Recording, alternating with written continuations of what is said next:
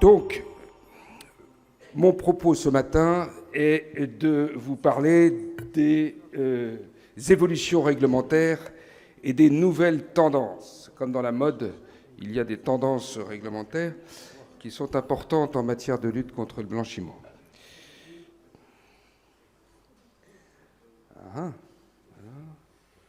Voilà.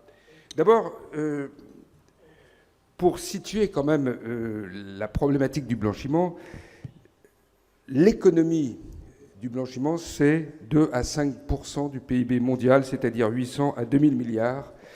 Et sur ce montant, environ 34 milliards de dollars de cryptoactifs faisaient l'objet de transactions illicites. En Europe, on estime à 200 milliards, donc c'est un problème très sérieux et qui concerne véritablement toute l'économie mondiale. Je ne sais pas. Décidément. Voilà. Les principaux textes européens sont des directives et des règlements qui se sont succédés au fil du temps, mais pour l'essentiel, ils reprennent les recommandations du GAFI dont on vous a parlé hier.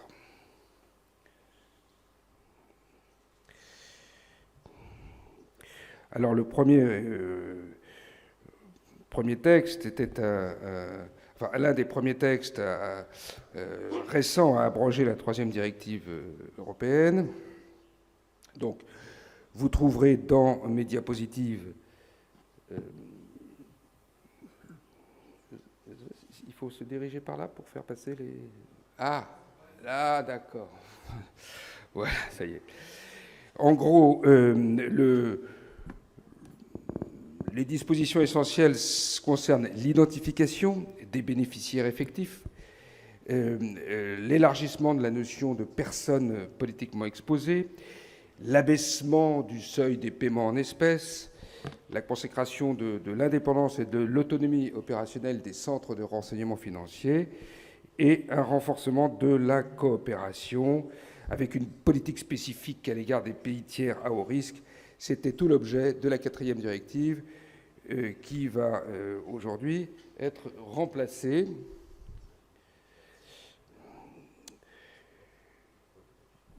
par une autre directive. Les directives est accompagnées d'un règlement. Vous savez que le règlement s'incorpore directement dans l'ordre juridique national des pays membres de l'Union européenne, donc ça remplace la loi. Et là encore, il s'agit de contrôler les transferts de fonds dans quelque monnaie que ce soit, et quel que soit l'intermédiaire qui réalise ce transfert de fonds, ça peut être une banque, mais aussi ces fameux prestataires de services de paiement qui se sont développés ces dernières années et qui jouent un rôle dans la réalisation du paiement. Par exemple, les opérateurs téléphoniques ont développé des activités de prestataires de services de paiement. Il faut également mettre en place des procédures efficaces pour détecter si les informations sont fournies sont manquantes ou incomplètes.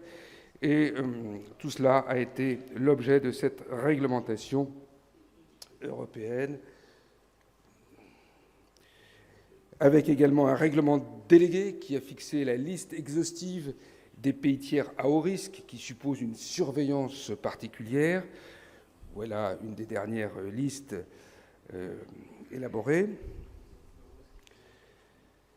Et puis, on arrive à la cinquième directive européenne qui va, là encore, renforcer les mesures de vigilance à l'égard des pays tiers à haut risque, définir la notion de monnaie virtuelle, parce qu'il se trouve que ces fameux cryptoactifs dont tout le monde parle sont devenus un outil privilégié de blanchiment, et donc il a fallu, là encore, surveiller plus particulièrement leur utilisation, mais aussi les prestataires de services d'échange, ces plateformes qui permettent d'échanger des cryptoactifs contre des monnaies dites fiat, l'euro, le dollar, ou à l'inverse, d'échanger l'euro, le dollar contre des cryptoactifs. On a même vu apparaître des distributeurs automatiques de cryptoactifs. Donc vous imaginez l'usage qui peut être fait d'un distributeur automatique de cryptoactifs. Des obligations d'information sur les bénéficiaires effectifs renforcées et aussi l'obligation d'établir et de mettre à jour une liste unique pour toutes les fonctions publiques importantes. Ça va du président de la République aux membres du Conseil général de la Banque de France, etc. Le règlement de 2018 s'est attaché, lui, à contrôler plus étroitement l'argent liquide, qui reste pour les blanchisseurs quand même un outil aussi important de blanchiment, l'obligation de déclaration, on a essayé de faire baisser les seuils, tout cela, c'était l'objet des règlements. Et puis, on en arrive maintenant à ces propositions de la Commission européenne qui ont été faites le 20 juillet 2021, le package, et qui ont été adoptées tout récemment. C'est un ensemble de 3 règlements et d'une nouvelle directive. Il s'agit d'étendre le champ d'application aux prestataires de services sur cryptoactifs, aux négociants de produits de luxe et, comme le soulignait notre confrère précédemment, également aux clubs et agents de football professionnels qui peuvent être considérés comme des acteurs du blanchiment. Des clarifications sont faites pour ce qui concerne les missions du responsable de la conformité dans les établissements bancaires et financiers, les obligations de former le personnel, parce que les techniques de blanchiment sont de plus en plus sophistiquées, donc il faut que le personnel des banques et des établissements financiers soit formé pour détecter, et vous verrez tout à l'heure, je vous donnerai quelques exemples. Concernant les prestataires de services sur cryptoactifs, il s'agit là de renforcer...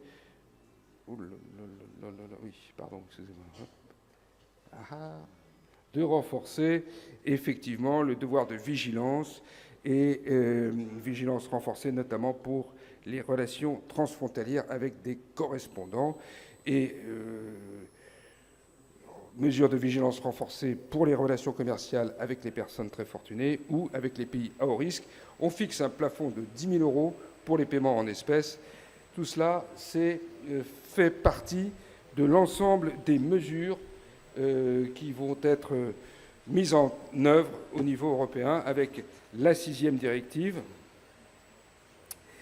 et qui, elle, va prévoir un renforcement des pouvoirs et compétences des cellules de renseignement financier. Vous avez eu hier l'intervention du président, du directeur de l'autorité de renseignement financier marocaine. Eh bien, les pouvoirs et les compétences de ces centres de renseignement financier vont être renforcés et une meilleure coopération va jouer entre ces différentes autorités. Enfin, dans ce contexte, il faut quand même mentionner les orientations données par la direction exécutive du Comité contre le terrorisme, qui a pointé plus particulièrement l'utilisation des cryptoactifs dans le blanchiment et le financement du terrorisme, avec notamment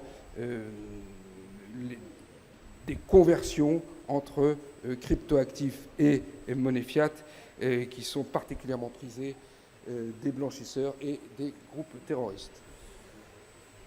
Enfin, nouveauté importante, c'est l'institution d'une autorité de lutte contre le blanchiment de capitaux et le financement du terrorisme, une autorité européenne unique dont le siège sera à Francfort, qui va plus particulièrement contrôler des établissements de crédit ou financiers sélectionnés, les ES. Il y aura une liste de 40 ES et qui va contrôler indirectement les établissements non sélectionnés, mais il y aura des contraintes de plus en plus fortes qui pèseront sur ces établissements.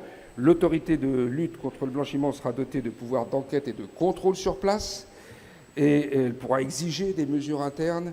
Bref, c'est une véritable révolution dans la lutte anti-blanchiment que l'instauration de cette autorité dotée également de pouvoirs de sanctions administratives pécuniaires et de pouvoir d'astreinte à l'encontre des fameux établissements qui auront eu la chance d'être sélectionnés comme EAS.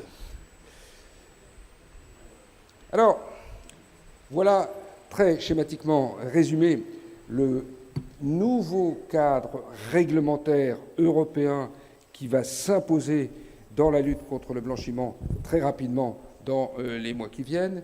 Mais ce que je voulais évoquer avec vous dans cette deuxième partie, ce sont des exemples de schémas, et ces exemples de schémas sont tirés d'un rapport de l'autorité de surveillance française qui s'appelle le TRACFIN, l'autorité de renseignement, qui collecte des renseignements financiers et qui a élaboré 25 exemples types de blanchiment. Je ne vais pas défiler les 25, mais je veux juste vous attirer votre attention sur ces schémas qui sont désormais répertoriés par les cellules de renseignement financier et qui sont considérés comme permettant de présumer une opération de blanchiment. Ah, c'est fini ? Alors, vous avez, un cas classique, c'est l'abus de biens sociaux, mais il faut savoir que l'abus de biens sociaux, ou l'abus de biens sociaux, c'est également considéré comme une opération de blanchiment, puisqu'il s'agit de convertir le produit d'un délit, l'abus de biens sociaux, dans des activités licites. Donc le schéma est un peu compliqué, je vous laisse le découvrir dans les slides, mais c'est présenté comme effectivement une opération de blanchiment, de même que la succession d'infractions de nature pénale, comptable et fiscale commises par un dirigeant d'entreprise qui utilise de multiples sociétés. Ça peut être également considéré comme un schéma de blanchiment. Voilà un peu à quoi ça ressemble. Mais vous avez également... Alors ça, c'est un schéma intéressant, et ça mérite que l'on s'arrête quelques instants. Vous avez l'acquisition sur Internet de faux documents qui vont permettre, qui sont envoyés ensuite en France ou par exemple dans les Balkans, et qui permettent d'acheter des cartes prépayées. Alors ces cartes prépayées sont achetées au moyen d'espèces qui peuvent provenir d'activités illicites. Il y a ensuite des retraits de fonds en espèces avec ces cartes prépayées, ou alors des versements par l'intermédiaire de sociétés spécialisées dans la vente de cartes prépayées en ligne.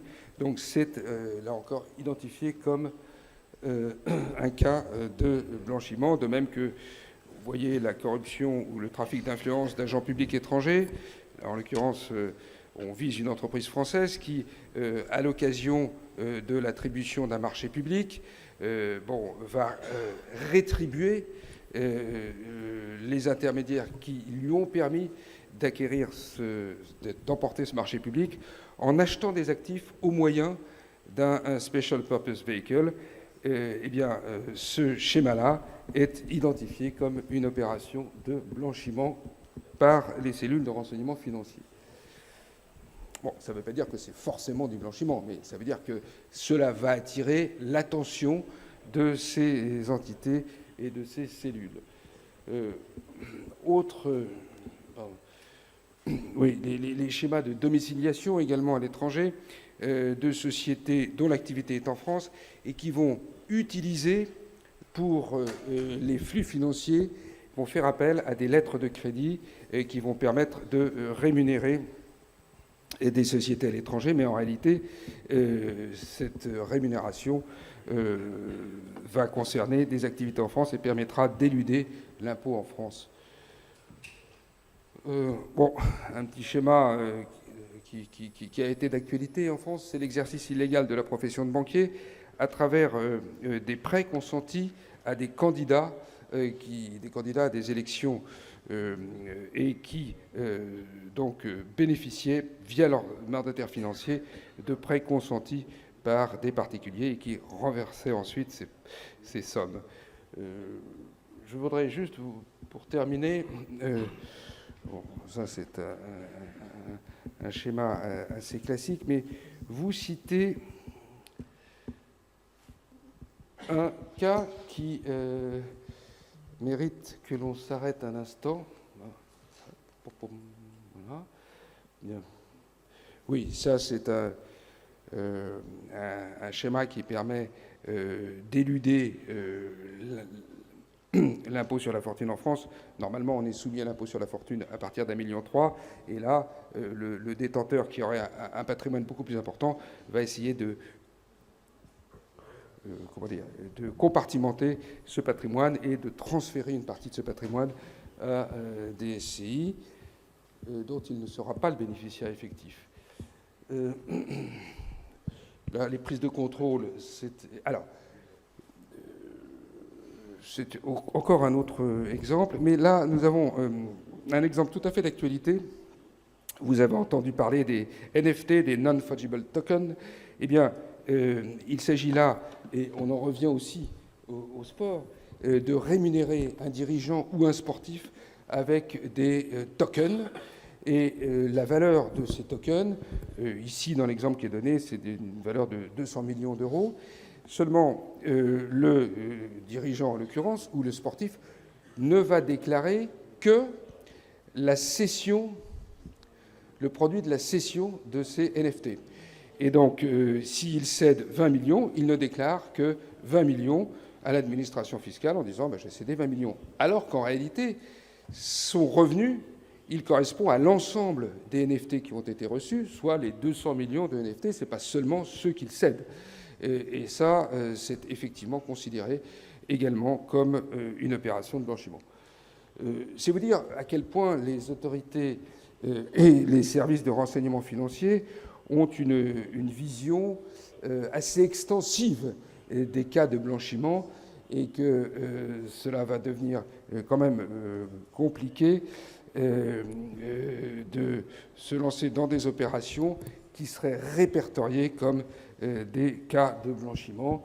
On retrouve ça également dans le financement du terrorisme. De plus en plus, les terroristes utilisent des cryptoactifs et la Syrie est devenue malheureusement un exemple de cela. Et enfin, et j'en terminerai avec ce schéma-là, vous avez tous entendu parler du gel des avoirs de personnes qui sont sous sanction.